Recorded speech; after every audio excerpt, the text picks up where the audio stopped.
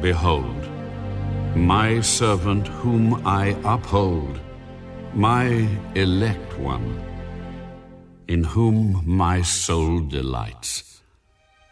I have put my spirit upon him. He will bring forth justice to the Gentiles. Sing to the Lord a new song, and his praise from the ends of the earth. Let the wilderness and its cities lift up their voice. The villages that Kedar inhabits, let the inhabitants of Selah sing. Let them shout from the top of the mountains. لبيك اللهم لبيك لبيك لا شريك لك لبيك. Isaiah chapter 42 and 49 are additional prophecies that are connected to the messenger of the covenant, confirming key points regarding the mission of the prophet like Moses coming during the exile with a Torah, a covenant, a mishpat, which is judgment like Islamic law, restoring the remnant of Israel, restoring the temple, and bringing Gentiles such as Kedar, the Ishmaelites, into the true knowledge of God. Again, all this was fulfilled by the Prophet Muhammad. He is a lawgiver, and Isaiah 42 confirms he will bring the Gentiles, especially the Ishmaelites, into the knowledge of the true God, thus connecting it back to the great nation promise. As for the servant of the Lord that was referenced in Isaiah 42 and 49, that cannot possibly be Muhammad for many reasons.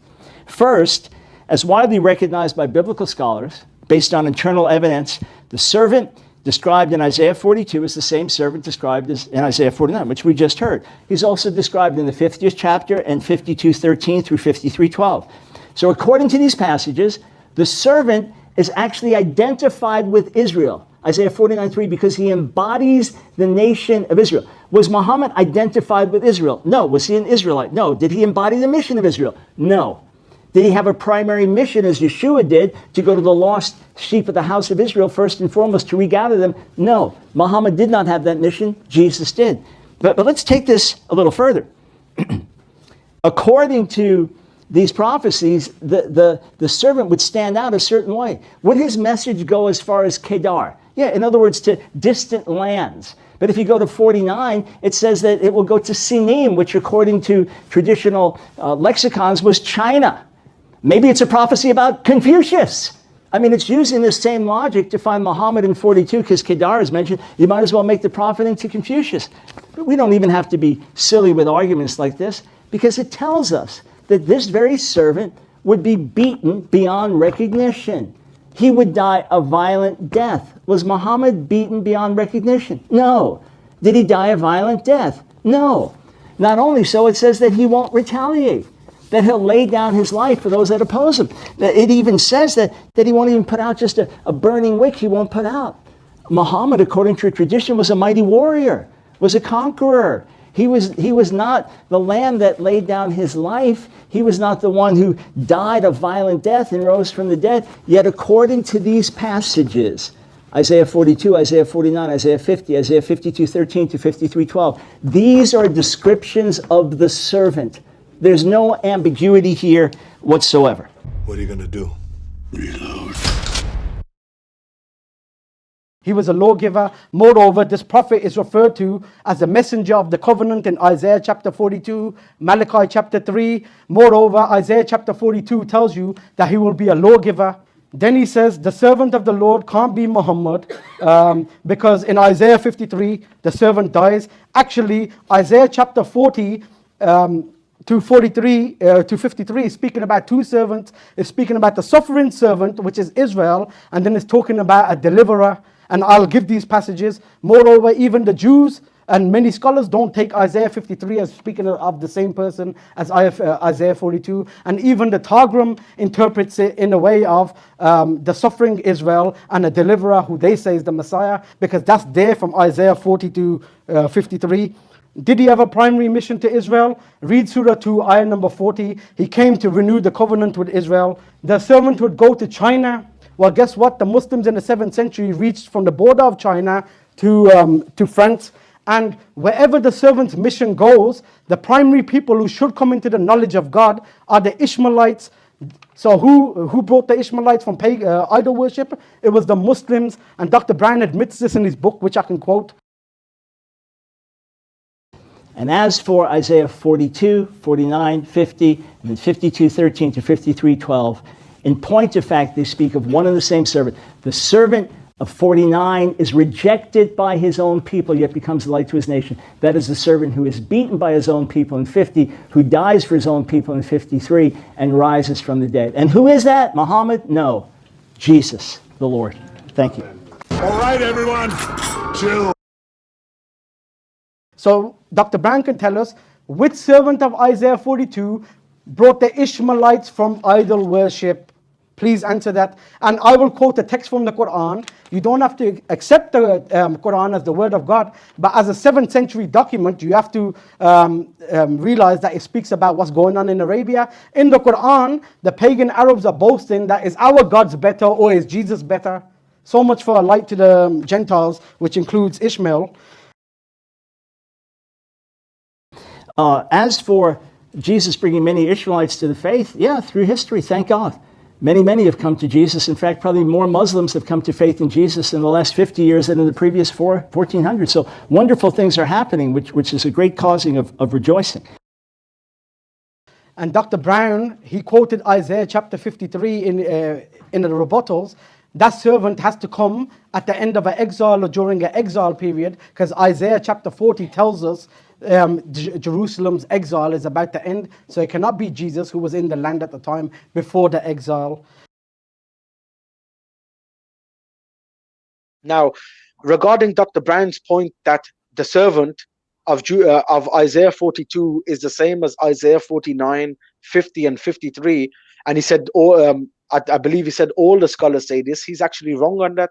As widely recognized by biblical scholars, based on internal evidence, the servant described in Isaiah 42 is the same servant described as in Isaiah 49, which we just heard. He's also described in the 50th chapter and 52:13 through 53:12. Now, I agree, the servant of Isaiah 42 is the same as the servant of Isaiah 49. I agree with that, but it's not the same servant as Isaiah 53, because as I mentioned, there's two servants even in Isaiah 42, one who opens the eyes of the blind, one who's a deliverer who fights on behalf of the Lord, and then there's another servant that's blind and deaf and suffering in prison and in darkness.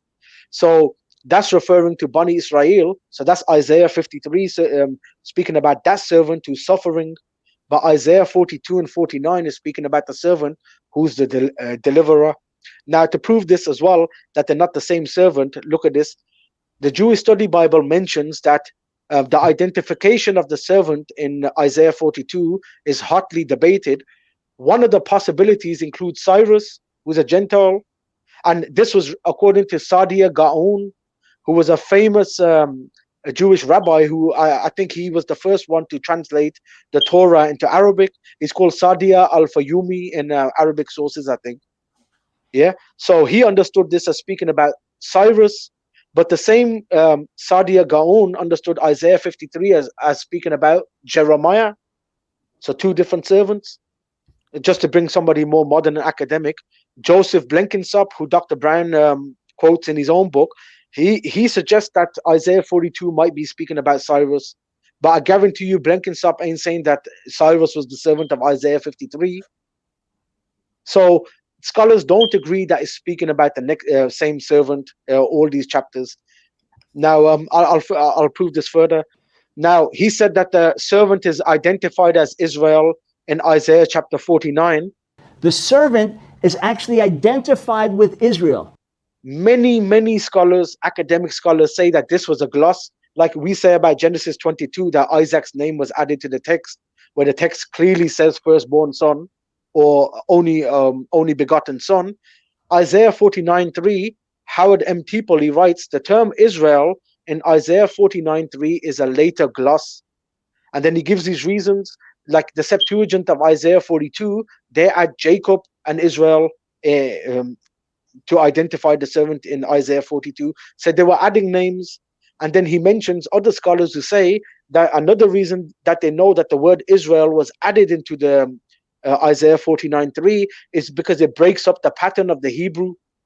It's odd. It breaks up the. He writes that the rhythm of the three strokes to each half verse is broken by the presence of the word Israel. So somebody, some Jewish scribe, wanted to or understood this as speaking of the nation, and he added the word Israel into the verse. So the very word that Dr. Brown is trying to use to say that the servant must be Israel is doubted by many scholars. And verse 5 makes this clear, because this person is going to save Israel. So how can Israel save Israel? Is there more than one Israel? And by the way, just on that slide, they mentioned that there's also a Masoretic text, a manuscript that lacks the word Israel as well. It's a medieval one, but most of the Masoretic texts are quite late in dating. So there's manuscript evidence. To counter my point about Kedar coming into the true knowledge of God, Dr. Brand mentioned China.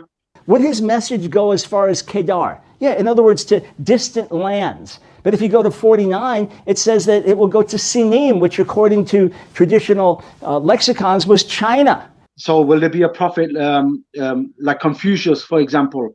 Because China is mentioned.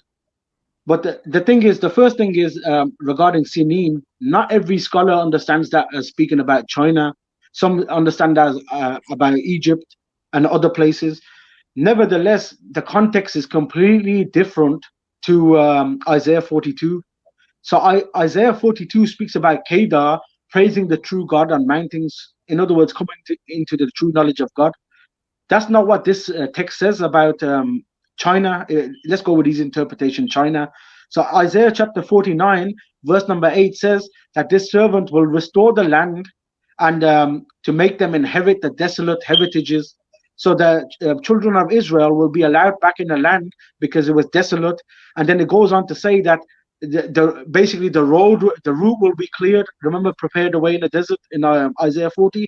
The obstacles will be removed, so the children of Israel that are exiled in the four corners of the earth, even as far as, let's go with his interpretation, China, they'll be able to come back to the land without being molested on the way. So that's what this is speaking about. So it's not the same as the reference to Kedar coming into the knowledge of God. All this means is lands as far as China, the path back to the land of Palestine, it'll be clear of obstacles. Now, the interesting thing is, now this is what Moshe Gil, this is a Jew, by the way, writes on page 69. He's quoting a 9th century Jewish scholar by the name of Daniel al-Qamusi. This is what he says. For before he came, meaning Umar radiallahu anhu, they could not come to Jerusalem, meaning the Jews, they weren't allowed back in Jerusalem because of the Christians. And they would come from the four corners of the earth to Tiberias and Gaza to see the temple. So the Christians only allowed them to come once a year just to look at the ruined temple that was a garbage dump and cry. It was humiliation. But this is what he goes on to say. So the very Isaiah 49 in reference to China that Dr. Brown tried to use against us is going to be a proof for us now. He goes on to say, but now with his coming, meaning Umar radiallahu anhu, he brought them to Jerusalem, meaning bringing the Israelites to Jerusalem, and gave them a place, and many of the Israelites settled there. And afterwards, people came from the four corners of the earth to Jerusalem to preach and pray. So he literally says that the Muslims allowed the Israelites back in the land, and they started coming from the four corners of the earth, and I'm sure China's part of the four corners of the earth. They came back into the land. So the very thing he tried to counteract us with is another proof that the Prophet, peace be upon him, is a servant of Isaiah 49. How many errors could I have exposed in one debate? He mentioned that it's the same servant that suffers. But I mentioned in the debate that even the Jewish Targum, the Aramaic translation, they don't understand it as the same servant because they take Isaiah 53, if you read it, so they have two servants in Isaiah 53 itself. One's the Messiah, according to them, who will save them, and the other one's suffering Israel. And this is what the International Critical Commentary writes. The servant, this is of Isaiah 53, is an exalted, proud, and aggressive personality, a champion who takes up the cudgels for the despised and downtrodden and suffering Israel, who wields destructive power over their enemies and subjugates mighty kings on their behalf. He also restores Israel to national dignity, rebuilds its sanctuary, the temple, is a champion of Torah, metes out punishment to the wicked, and consigns them to Jahannam. So even the Jewish Targum understands Isaiah 53 in light of the previous chapters as a deliverer and a suffering servant, exactly what I was saying about Deutero Isaiah. In point of fact, they speak of one and the same servant. Come on, explain. You are cheating somebody. In point of fact, they speak of one and the same servant. How many errors could I have exposed in one debate?